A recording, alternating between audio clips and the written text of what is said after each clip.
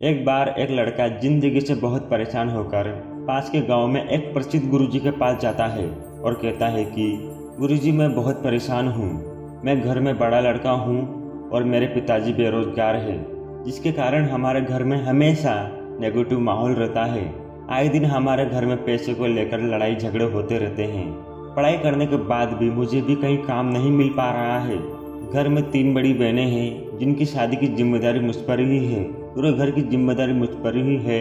मैं समझ नहीं पा रहा हूँ कि मैं करूँ तो क्या करूँ जिससे मेरे घर की सारी ज़रूरतें पूरी हो सके। मुझे बहुत सारे रुपये, पैसे, धन दौलत चाहिए जिससे मैं अपने परिवार की ज़रूरतों को पूरा कर सकूँ। उसकी बातें सुनकर गुरुजी उसे एक नदी के किनारे एक ऐसी जगह ले गए जहाँ पर बहुत सारे कंकड़ पड़े थे और गुरुजी ने उस लड़के से कहा, इतने सारे कंकड़ में से कोई एक ऐसा कंकड़ है जिसे तुम जिस धातु पर रखोगे उसे सोने में बदल सकते हो। गुरुजी की बातें सुनकर लड़के ने गुरुजी की ओर देखा और बोला, गुरुजी, यहाँ पर तो बहुत सारे कंकड़ पड़े हुए हैं, ये तो असंभव कार्य है।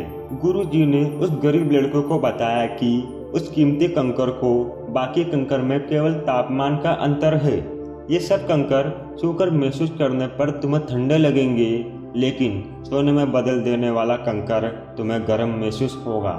इसके बाद तुम्हारी जिंदगी में ऐशो आराम, सुख सुविधा, संपत्ति आदि सब कुछ प्राप्त कर सकते हो और अपने परिवार का सपना पूरा कर सकते हो यदि तुम उस कंकड़ को ढूंढने में सफल हो गए। ये बात सुनकर वह लड़का बहुत खुश हो गया। उसने सोचा, ये तो केवल कुछ महीनों की ही बात है और रोजाना कुछ समय ही इस कंकड़ को ढूंढने में लगाना है। एक बार वो स्पेशल कंकड़ मुझे मिल गया तो मेरी जिंदगी की सारी परेशानियां ही खत्म हो जाएगी। परंतु गुरुजी बहुत ही चालाक थे। इस छोटे से दिखने वाले पारस कंकड़ को ढूंढने का कार्य गुरुजी ने बड़े सोच समझ कर दिया था।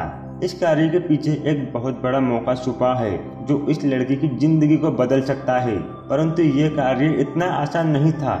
लड़के ने अपना काम करना शुरू कर दिया। उसने नदी किनारे पड़े कंकरों में से 5 कंकर अपने हाथ में लिए और उसे महसूस किया कि ये ठंडे हैं या गर्म। जो कंकर उसे ठंडा लगा उसने उस कंकर को नदी में फेंक दिया। इस तरह कंकर को नदी में फेंकने से फायदा ये हुआ कि वह कंकर उन बाकी कंकर से अलग हो गया, जिससे उन कंकरों में मिस होने के चांस कम हो गए।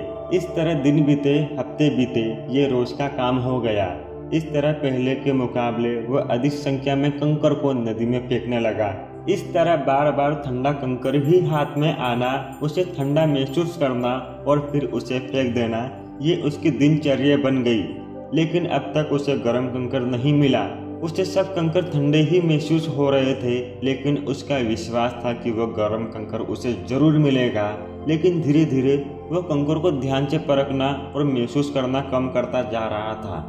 अब वो कंकड़ को उतनी बारीकी से जांच नहीं करता जितना कि वह शुरुआत में 5 कंकड़ को हाथ में लेकर अच्छे से जांच किया करता था। उसका नतीजा ये हुआ कि उसके अवचेतन मन में कंकड़ को ठंडा महसूस करने की प्रोग्रामिंग सेट हो गई। इस तरह की माइंड कंडीशन हो जाने पर वह गरीब लड़का फटाफट कंकड़ को नदी में फेंकने लगा। इतनी मेहनत करते करते 6 से 7 महीने बीत जाने के बाद 8वें महीने की सुबह नदी पर जाने पर वह फिर से कंकड़ फेंकने लगा। उस कंकड़ फेंकने के बाद उसे महसूस हुआ कि आखिरी वाला कंकड़ गर्म था, मतलब कि वही पारस का पत्थर था जिसके लिए वो 8 महीने से तलाश कर रहा था। 8 महीने से वह मेहनत कर रहा था। वो परेशान हो गया, रोने लगा, इधर उधर भागने लगा। वह पागल सा हो गया था। वो जोर जोर से चिल्ला रहा था कि मैंने अपने हाथ में आए हुए मौकों को खो दिया है। इतनी परेशानी के बाद मेरे हाथ में पारस का पत्थर नहीं आया है जिससे मैं अपनी गरीबी को दूर कर सकता था। लेकिन हाय मेरी किस्मत, मेरे भगवान, मैंने ये क्या कर दिया। अपनी गंदी आदत की वजह से अपना इतना बड़ा नुकसान कर लिया। इसके बाद वो गुरुजी के पास चला गया और सारी बातें बताई।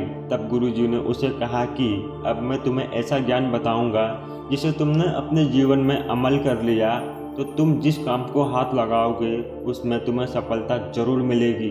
और वो ज्ञान ये है कि जीवन में कभी भी कोई अवसर तुम्हारे पास आए तो तुम उसे पकड़ो और अपना पूरा योगदान उसमें लगा दो और उस काम को करो जब तक तुम्हें सफलता ना मिल जाए। तुम्हें उसमें अवश्य सफलता जरूर मिलेगी।